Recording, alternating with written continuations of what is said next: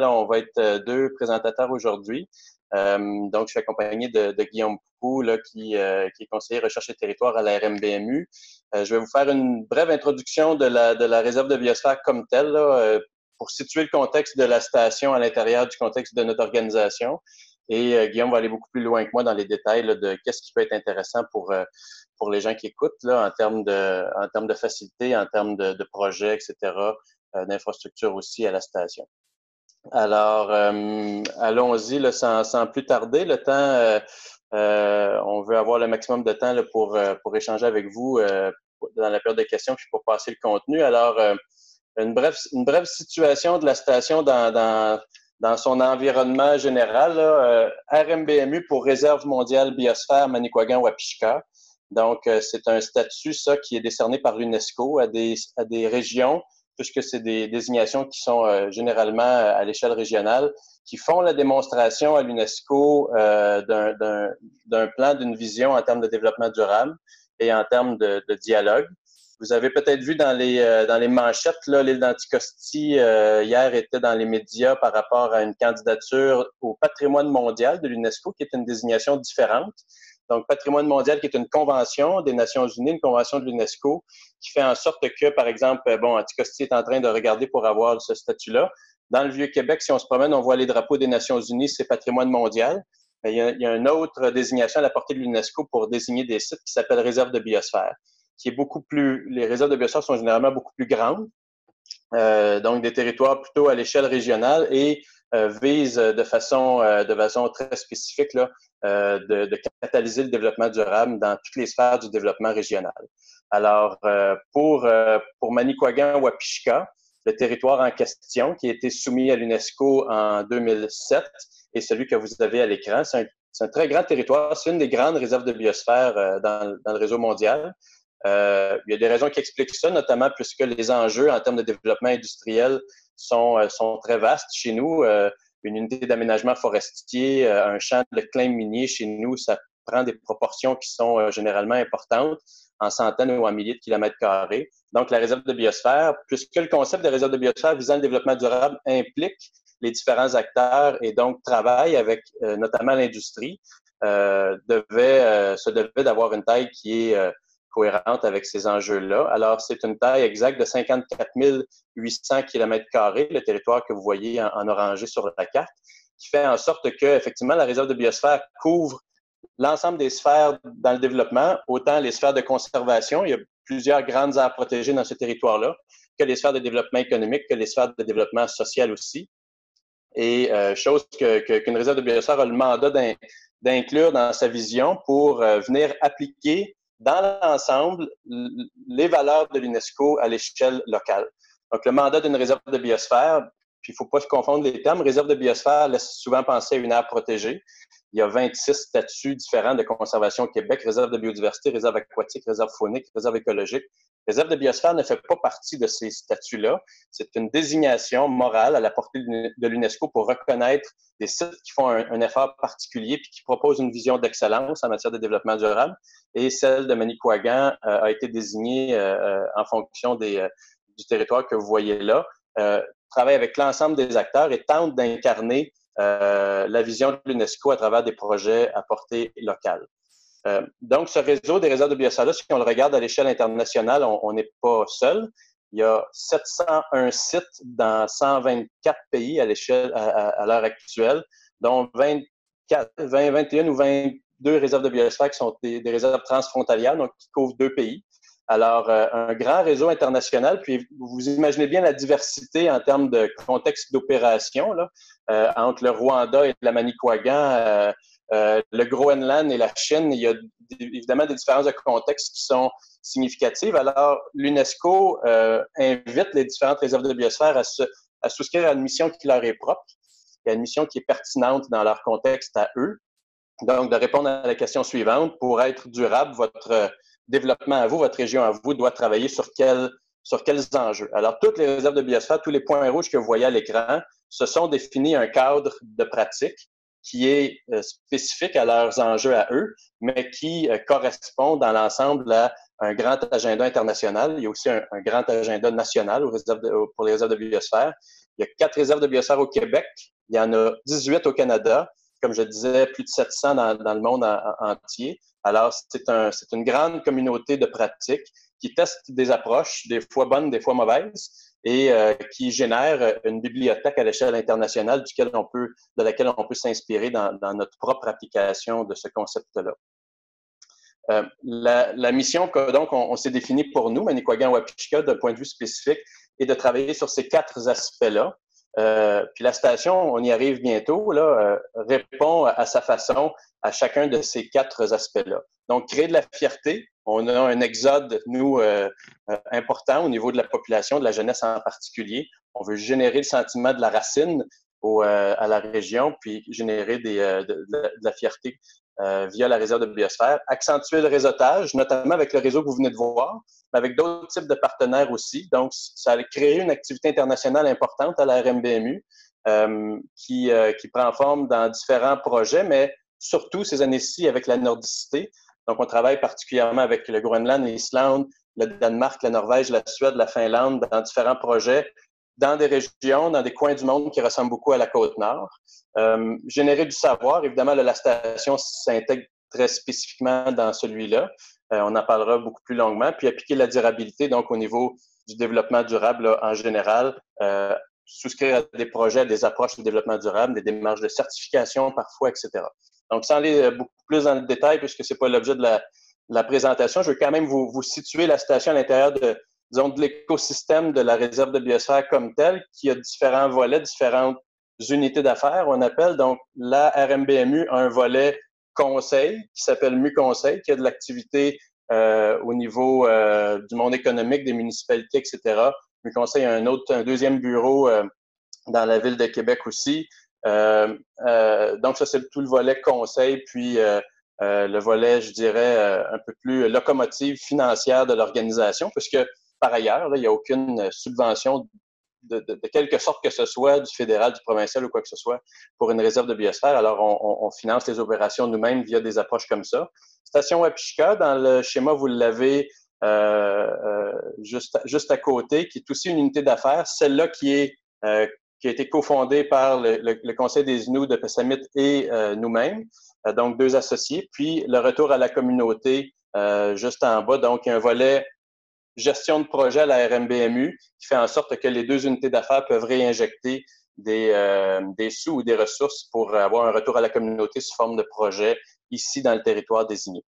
Donc voilà. Puis pour effectivement, là, j'avais la slide avait changé un peu vite, mais Station Wapishka a 2 associés, Conseil des Inuits et Pessamit. On se partage toutes les sphères du développement de la station ensemble. Et c'est un travail commun et je dirais quotidien là, de faire en sorte de faire évoluer la station Wapishka qui a connu des évolutions importantes là, assez récemment. Guillaume vous en parlera un petit peu plus tard. Mais donc, retenez là, que la station Wapishka est un partenariat entre le Conseil des Inuits de Pessamit et l'UNESCO, ce qui vient offrir une réponse intéressante, là, Andréane le disait dans l'introduction, à des préoccupations qui émanent tout autant de l'UNESCO que du monde autochtone. Alors, la station spécifiquement a une mission, évidemment, qui lui est propre. Elle a 3 volets, cette mission-là. Évidemment, on veut faire office de station de recherche scientifique, donc stimuler l'acquisition, partage, diffusion du savoir scientifique, mais aussi du savoir traditionnel. Donc, vous reconnaissez la touche, évidemment, de Pessamit là. Favoriser l'insertion socio-professionnelle des Autochtones, en particulier des jeunes. La station Wapishka a un objectif d'employabilité de plus de 50 pour des gens de la communauté. Donc, c'est une plateforme de développement socio-professionnel, la station, et favoriser l'occupation contemporaine du Nitassinan. On en parlera un petit peu plus tard vers la fin de la présentation, là, mais il y a aussi cet objectif de stimuler le retour sur le Nitassinan de la part des Inuits de Pessamit et des Autochtones en général. Alors, sur ça, il n'y a rien de mieux que des images là, pour que tout ça se place dans nos têtes. Alors, on lance la partie plus présentation de la station avec un petit vidéo là, qui va vous permettre de voir un petit peu de quoi ça a l'air. Alors, bon visionnement, ça dure 1 minute, je pense.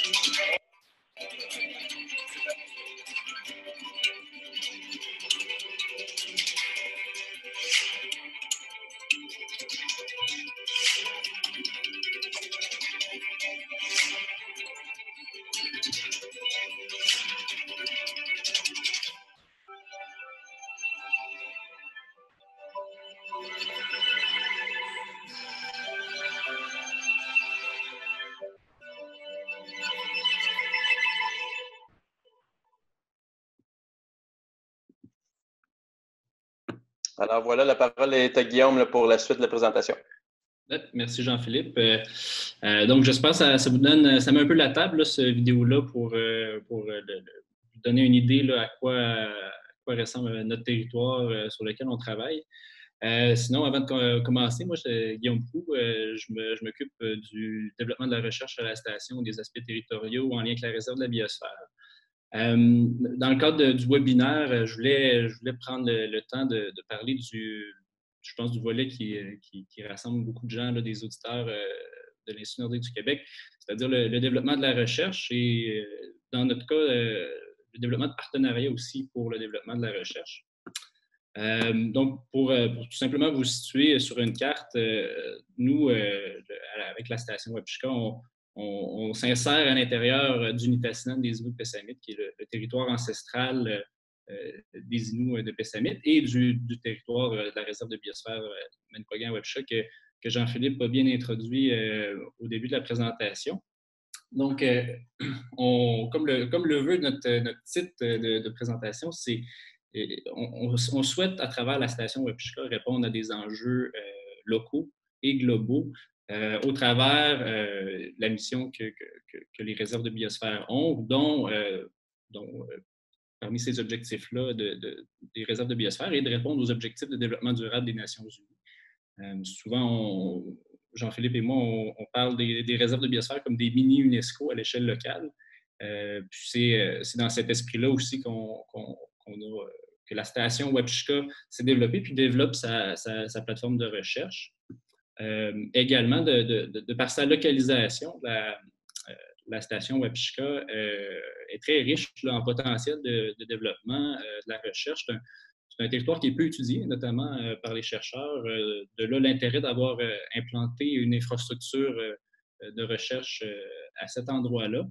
Donc, la carte que vous voyez à l'écran démontre un peu le type d'aménagement du territoire qu'on trouve dans le secteur de la station. Donc, la station Wapishka se trouve elle-même à l'intérieur d'une aire protégée, qui est la réserve de biodiversité Wapishka, qui couvre une partie des monts Groulx, qui est sur le bord du réservoir Manicouagan, qui abrite d'autres aires protégées. On pense à la réserve de biodiversité de la Météorite, la réserve écologique Loubabel. Puis on a aussi un territoire qui couvre plusieurs mesures intérimaires là, pour la protection du caribou forestier, une espèce menacée et présente dans notre région. Aussi, le territoire de recherche de la station en fait un très intéressant parce qu'on a plusieurs activités de nature industrielle. Comme disait Jean-Philippe au début de la rencontre, les réserves de biosphère, ce n'est pas des aires protégées, mais c'est des sites où on tente de s'orienter vers un développement durable et en harmonie entre les activités humaines et la nature. Le site de la station Wapishka, dans sa périphérie, a plusieurs activités de nature anthropique telles que l'activité forestière, également l'activité minière. Beaucoup de prospection se fait dans les monts Groulx, des sites de claim, comme dit Jean-Philippe, qui couvrent plusieurs parties du territoire, mais également des anciens sites miniers se trouvent à proximité de la station. On pense à l'ancienne mine du lac Janine, qui, dans le fond, qui avait la ville de Gagnon, qui a été rasée à l'époque, dans les années 80. Donc, ça se situe très près de nous également. Également, ça, on ne peut pas le rater en venant dans la Manicouagan. C'est une région qui a été marquée là, par le développement hydroélectrique, particulièrement le réservoir Manicouagan, qui a inondé une partie là, du territoire dans les années 60-70. Donc, une petite carte ici de ce que le territoire avait l'air avant la construction du barrage et du complexe hydroélectrique de la Manicouagan, avec les territoires, les rivières qui couvraient le territoire à l'époque. Aussi, le territoire de recherche de la station abrite plusieurs éléments au niveau biologique et faunique intéressants. Comme je disais, le caribou forestier. On a des sites de plateaux de toundra arctique dans les sommets des monts Groulx. Je vais m'attarder plus à cet élément-là qui est un élément particulier, là, disons, dans le territoire de recherche de la station, étant donné que dans les monts Groulx, c'est un massif un massif montagneux qu'on retrouve là, une succession végétale. On l'appelle, on peut le visualiser comme le Grand Nord, mais en forêt boréale, étant donné le gradient altitudinal qui débute en forêt boréale, mais qui se poursuit là, de la taïga et qui se termine là, dans les sommets, dans la toundra arctique avec les landes arctiques alpines. Donc, on a dans un territoire assez circonscrit des types d'écosystèmes qu'on retrouverait dans le Grand Nord ou Nunavik, par exemple. Ce qui en fait un territoire assez intéressant au niveau de la recherche et un territoire aussi fragile. De là aussi pourquoi c'est un territoire à protéger. Également, ce territoire-là subit, oui, des pressions anthropiques, mais aussi un des éléments qui préoccupe la région, c'est l'accélération des changements climatiques qui présente un défi là, pour la conservation efficace du massif. Donc, on a de plus en plus des feux de forêt, la tordeuse du bourgeon d'épinette fait partie aussi des éléments. Mais le réchauffement climatique pour la région des Monts-Gros s'annonce assez dramatique, comme on peut le retrouver là, dans le nord également, là, en Arctique, où les températures se réchauffent énormément. On a une situation similaire là, dans les scénarios d'émissions projetés là, dans le secteur des Monts-Gros. On parle d'un réchauffement, là, donc on parle d'un historique moyen de moins 3,5 degrés au courant du dernier siècle, mais qui pourrait passer là, à moins 1 en 2021 et 2050 et à 1,3 degrés là, pour la moitié du siècle à venir. Donc, on anticipe là, dans les scénarios d'émissions élevées là, des réchauffements assez significatifs là, pour la région. Donc, pour faire face un peu là, à tous ces enjeux au niveau local, mais aussi des enjeux plus globaux comme les changements climatiques, la station Wapishka a, avec ses partenaires, élaboré un guide des besoins en recherche. Donc, c'est un guide qui souhaite là, adresser ces problématiques-là qu'on a dans notre région. Donc, la station Wapishka a élaboré avec ses partenaires, avec l'Institut nordique du Québec, l'UQAR et PESAMIT, un guide qui priorise les besoins, les préoccupations qu'on a dans la région pour développer là, un programme minimal de recherche et de surveillance sur le territoire. Donc, c'est un document qui, comme je le disais, là, jette les bases à un programme de recherche, mais qui a en tête là, de répondre aux objectifs de développement durable des Nations unies, puis à répondre aux besoins là, au niveau de la lutte des changements climatiques au déclin de la biodiversité. C'est un guide aussi qui est intéressant pour cadrer ce développement de la recherche-là qu'on souhaite au travers de la station Wapishka, qui se veut un développement de la recherche en harmonie avec la vision de PESAMIT là, sur le Nitassinan et sa forêt, puis à répondre aux engagements internationaux, là, comme je le mentionnais. Donc, ce guide-là se décline au travers là, 4 thématiques qu'on a priorisées, qu'il s'agit là, de la végétation des écosystèmes nordiques, là, particulièrement dans le secteur des Monts-Gros, secteur très fragile, comme mentionné plus tôt. Également, tout ce qui est au niveau des aspects culturels et territoriaux en lien avec le Nitassinan des Inuits PESAMIT, la faune terrestre et aquatique, en particulier tout ce qui est en lien avec la pratique de l'Inuaitun et les pratiques traditionnelles Inuits, et également tout ce qui est surveillance climatique et hydrologique. N'hésite pas à me couper si tu veux ajouter des choses, Jean-Philippe, en cours de route. Sinon, pour accomplir là, cet ambitieux programme-là qu'on a en tête, on est bien accompagné au niveau de la station Wapishka avec un comité de développement de la recherche tripartite avec l'Université du Québec à Rimouski. La station Wapishka est une station de recherche affiliée à l'UQAR, puis est une composante territoriale de l'Institut nordique du Québec. Également, comme je disais un peu au début, oui, on parle de développement de la recherche, mais on parle beaucoup de partenariat.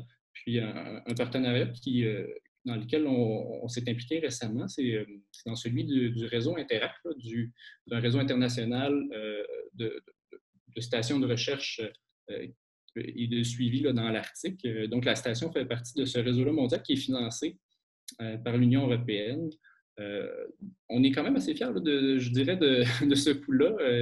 De faire partie de ce réseau-là nous a permis d'aller chercher certaines sommes d'argent au niveau de l'Union européenne pour attirer des chercheurs internationaux grâce au programme là, de Transnational Access qui offre à des chercheurs internationaux la possibilité de venir faire leurs recherches à la station Wapishka, qui souvent des recherches qui s'insèrent au niveau circumpolaire, qui nécessitent là, plusieurs sites de prélèvement au niveau circumpolaire. Donc, la station a fait partie là, en 2020 d'un appel à projet international qui rassemblait là, un peu plus de 80 stations de recherche arctiques et alpines. Donc, c'est un exemple assez tangible du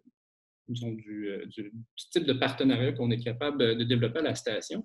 Ce qui m'amène à ce petit schéma-là au niveau des partenariats, parce que nous, on se positionne autant à la station Wapishka que la réserve de biosphère comme un facilitateur pour vous, pour les chercheurs, pour les étudiants, pour développer leur projet en répondant aux besoins locaux puis aux enjeux internationaux qu'on mentionnait plus tôt, mais aussi on se positionne comme co-demandeur où on peut disons, aider les organisations de recherche ou les chercheurs spécifiquement là, à développer leur projet localement.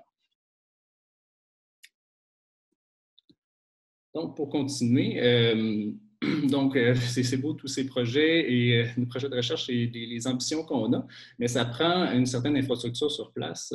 Infrastructure que vous avez vu un peu plus tôt là, dans la vidéo. La station Wapishka, elle, notre organisation, la station de recherche est ouverte là, depuis 2016, mais en 2018-2019, on a procédé à une relocalisation, une optimisation de nos infrastructures qui a permis de bâtir une station de recherche plus luxueuse pour les chercheurs. Donc, pour les chercheurs qui ont déjà travaillé, disons, en Arctique, c'est une maison de luxe, là. La station Wapishka, très confortable, qui est une fierté là, pour la communauté Innu. Donc, c'est un entrepreneur de la communauté de Pessamit qui a mené les travaux et des travailleurs Innu qui ont bâti la station qui offre là, une grande capacité d'accueil. Sur le site, donc, vous pouvez voir ici, on a le bâtiment principal, on a des dortoirs également, on a des chalets, on a la base des agents territoriaux de Pessamit qui est ici, mais également au niveau logistique, on a un héliport, un garage à venir qui est en construction, puis une rampe de mise à l'eau si on veut accéder au réservoir. Puis, tel que mentionné tout à l'heure, les accès à la station au niveau terrestre se fait par la route 389. On a un aéroport également qui connecte avec les aéroports internationaux à Bécomo, puis on a un héliport à la station, ce qui permet d'avoir plusieurs types là, de transports dépendamment de vos besoins et également là, de la location du Zodiac sur place. Donc, ça fait un peu le tour au niveau des aspects logistiques. Puis, comme je disais, on est un facilitateur sur place aussi là, au niveau logistique. Donc, si vous avez, en tant que chercheur, là, des demandes spécifiques, des besoins d'accompagnement au niveau de guide pour l'échantillonnage, pour soit du ravitaillement, autant pour les hélicoptères que pour les VTT, les motoneiges, la station Wapishka se positionne là, comme un facilitateur auprès des chercheurs là, pour accomplir leurs activités sur le territoire. Sinon, je repasse le ballon à Jean-Philippe qui va nous parler plus du volet d'occupation contemporaine du Nitassinan qui fait en sorte que la station n'est pas seulement une infrastructure de logistique, mais qui est aussi là, un camp de base important là, pour les Inuits et les Autochtones en général. Merci Guillaume. Effectivement, puis on va terminer la présentation là-dessus. Il est déjà 10h28. Là. Puis ce volet-là sert à vous à vous transmettre l'information qu'en participant à des activités de recherche à la station Wapishka, notamment, c'est très spécifiquement indiqué dans le guide des besoins de recherche, là, vous participez à répondre à des préoccupations d'occupation contemporaine et des préoccupations en termes de développement du savoir inou. Et ça prend forme de façon bien concrète à la station Wapishka. Quelques photos peut-être pour vous montrer là, que la Manicouagan, que le territoire Manicouagan-Wapishka a été bien occupé. Vous avez les lots familiaux là, qui sont là. Donc, chaque famille de Pessamit avait une partie de territoire. C'est ce qu'on appelle les fameux territoires familiaux ou territoires ancestraux des familles. Et vous voyez là, que dans le coin de la station Wapishka, les Saint-Onge, les Vachons étaient présents. On a eu des aînés qui sont venus à la station puis qui nous ont raconté des histoires de Bécomo jusqu'à la station par rapport aux différentes choses qui s'étaient produites sur le territoire.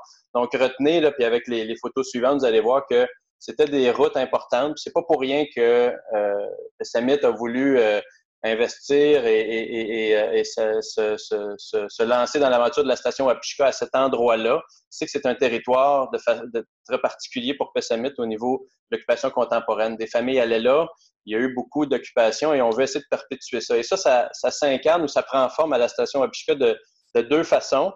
Premièrement, par des projets, effectivement, d'occupation contemporaine du territoire, donc installation de campements, retour vers le territoire via les installations traditionnelles qui sont installées en périphérie de la station Wapishka. Vous en avez un exemple à l'écran. Et aussi par des rassemblements qui ont lieu de façon sporadique là, à la station. Vous en avez un exemple. Là. La station a ouvert avec ce groupe-là. C'est un groupe qui s'est rassemblé pour parler des gardiens du territoire et des agents territoriaux. Alors, ça, d'une part, c'est important de le mentionner, mais d'autre part, ça s'incarne aussi par toute la dynamique de la surveillance du territoire, de l'implication concrète de Pessamit dans les territoires périphériques à la station, notamment dans les aires protégées en périphérie de la station. Et ce que vous avez à l'écran, c'est un exemple très fort et très parlant d'un partenariat entre nos deux organisations, non pas dans l'aspect infrastructure de la station, mais dans l'aspect d'utiliser la station pour propulser des projets d'occupation du territoire pour Pessamit. Et vous avez là des agents territoriaux du secteur ressources et territoires de la communauté qui ont reçu le mandat, suite à des négociations, de faire la surveillance des aires protégées. Alors, vous les avez là en habit officiel là, qui discutent avec des guides puis avec des utilisateurs de motoneige, puisqu'il y a un protocole d'encadrement. Puis bon, il y a toute une série de réglementations à suivre. Puis je me permets de faire une petite plug là, pour les journées de l'INQ qui s'en viennent, puisque on va faire une présentation aussi durant les journées de l'INQ en novembre qui va traiter plus spécifiquement de ces aspects-là. Alors, si ça vous intéresse, rendez-vous en novembre pour les journées de l'INQ, puis pour la présentation qui va dresser un portrait un petit peu plus spécifique là, de qu'est-ce qu'on fait au niveau des agents territoriaux, etc. Mais on a une petite vidéo là, qui va conclure la présentation puis qui va vous permettre de les voir en action.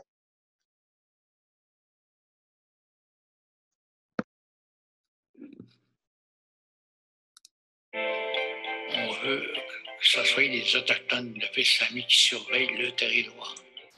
Des agents autochtones qui viennent ici à la station, puis ils surveillent le territoire. Notre rôle ici, c'est qu'on patrouille le territoire. Il faut protéger cette place-là pour la flore, la biodiversité qu'il y a là, qui est unique au monde. On sait, comment je dirais ça, il y a eu un manquement dans une génération antérieure. Ils ont été pris du territoire.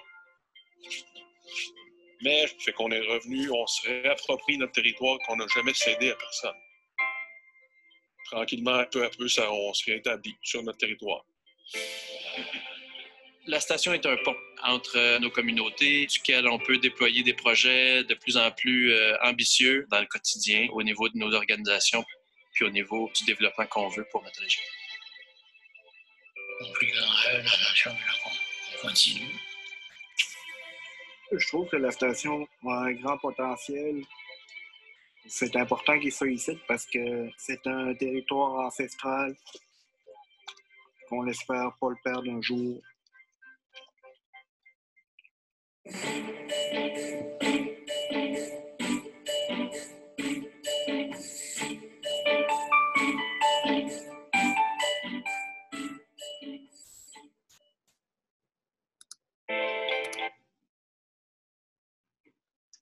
Good, merci Guillaume. Alors, ça conclut notre présentation. On espère que ça a fait le tour là, de ce que vous aviez envie de savoir sur autant la partie réserve de biosphère de l'UNESCO que la partie station Wapishka.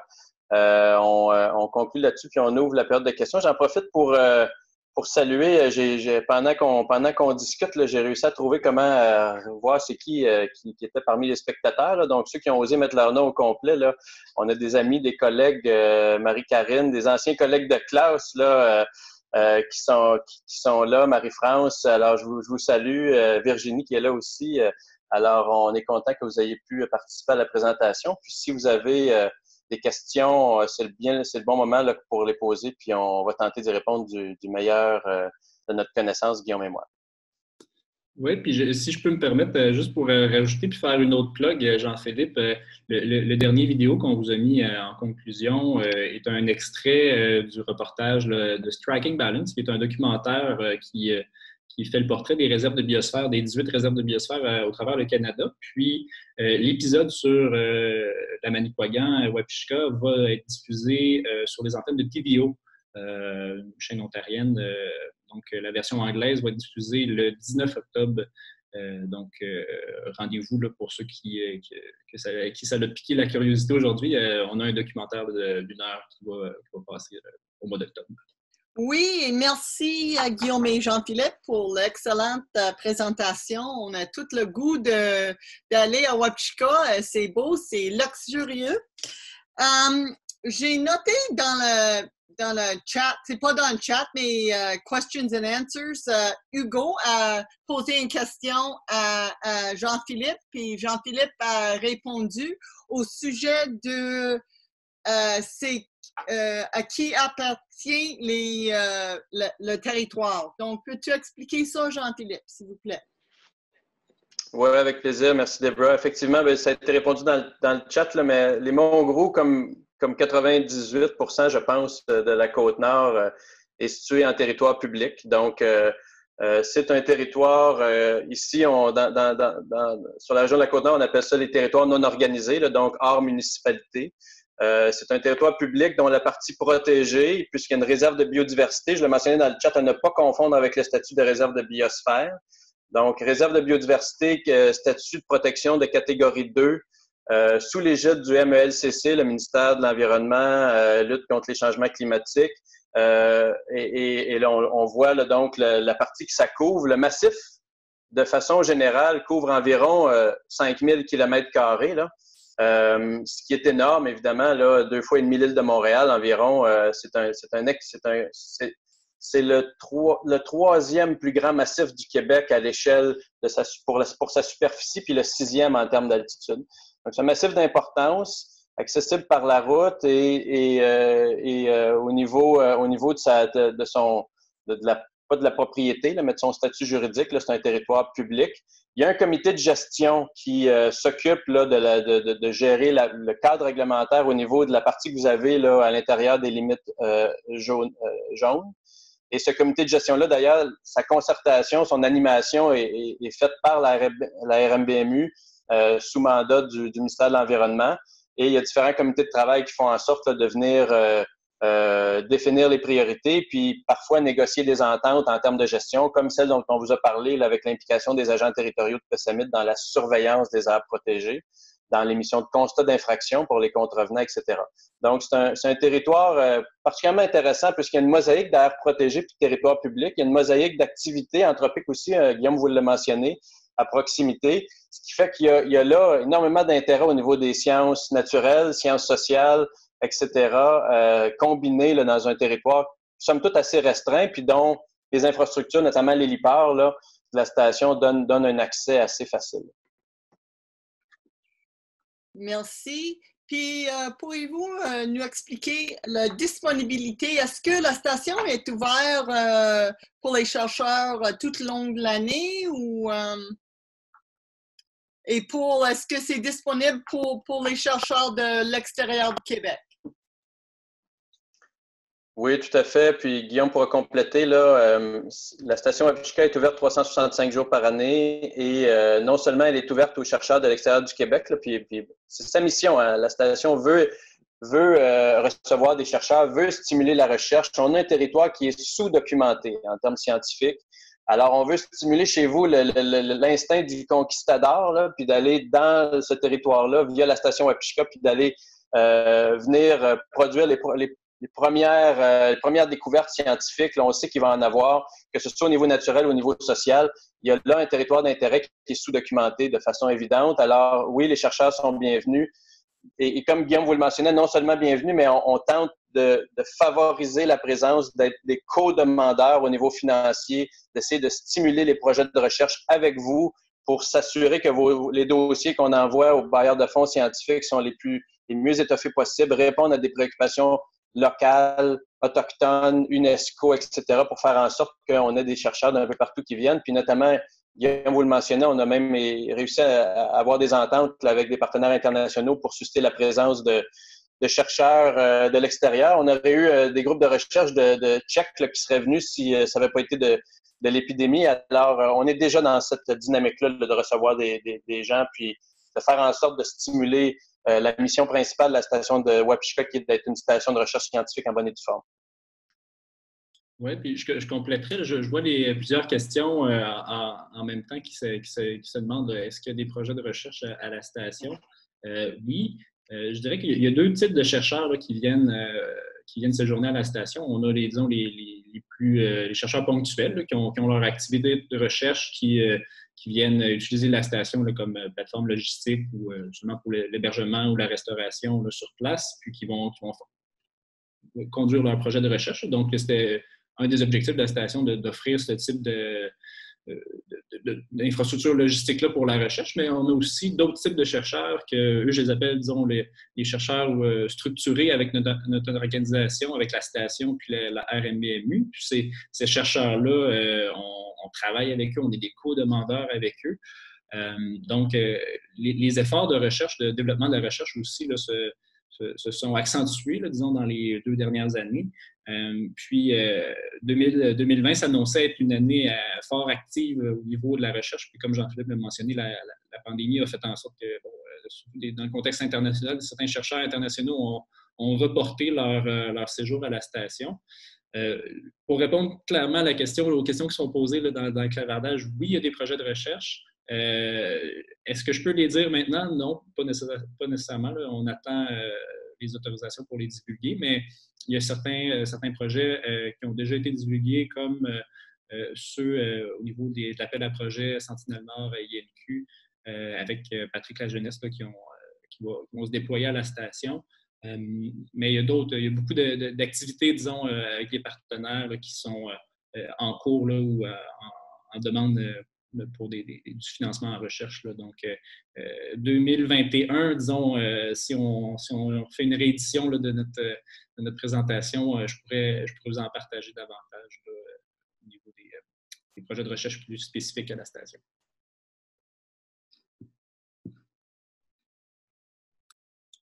Puis, Guillaume, tu vois une question de William Richard concernant la hausse du barrage proposé à...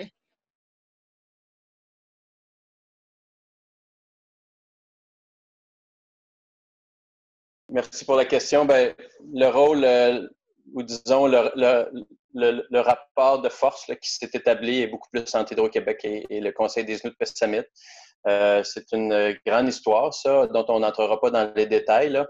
Le rôle de la RMBMU, évidemment, est de faire en sorte que du point de vue opérationnel, on puisse maintenir au maximum les activités de la station Wapishka. C'est pour ça qu'il y a eu des développements importants dans les dernières années. On a sécurisé tous nos actifs. Et donc, la mission de la station Wapishka peut prendre son envol. Là. Vous avez entendu Raymond Rousselot, qui est un des aînés à Pessamit, là, dans le vidéo, dire ben, moi, mon rêve, c'est que la station continue. Ben, il a dit ça à un moment où il y avait beaucoup d'incertitudes au niveau de la continuité de la station à cause de cette dynamique-là. Et chose qui est derrière nous maintenant. Alors, je suis bien fier de mentionner que c'est en termes de sécuriser les actifs, là, c'est histoire du passé. On est parvenu à le faire. Puis pour ce qui est de tout le reste, là, je lis le rôle actuel au futur. Là c'est entre les mains vraiment de Pessamit. qui est effectivement dans des litiges légaux importants avec la société d'État pour faire reconnaître certains droits, qui dépassent largement, par contre, la simple question de la station Wapishka, mais qui entrecoupe là, de multiples droits territoriaux et ancestraux là, qui sont en négociation actuellement. Donc, je peux pas vraiment en dire plus. Là. Puis, au niveau du rôle de la RMBMU, c'est vraiment de faire en sorte que, du point de vue opérationnel, la station soit la plus soit ouverte et propre à rencontrer sa mission puis à faire en sorte que les gens puissent y aller puis y séjourner. Merci. Est-ce qu'il y a des autres questions? Je vois rien. Donc, seulement une petite question. Combien de chercheurs est-ce que passent par le Wapishka par année? Est-ce qu'il y a toujours, pendant la saison de terrain, est-ce qu'il y a toujours quelqu'un qui est là? Bien, c'est très variable, en fait, là, puis je laisserai Guillaume, si tu as accès rapidement aux différents tableaux là, d'achalandage, répondre plus spécifiquement, mais c'est très variable. Premièrement, la station est une jeune station, en 2016 ouverture, puis quelques années un peu compliquées là, au niveau de la question dont il vient d'être question. Alors, on n'a pas vraiment donné de référence là, pour répondre à cette question-là, puis vous dire il y a à peu près tant de chercheurs par année. C'est en augmentation de façon évidente. Clairement, la saison estivale est beaucoup plus occupée en termes de recherche que la saison hivernale.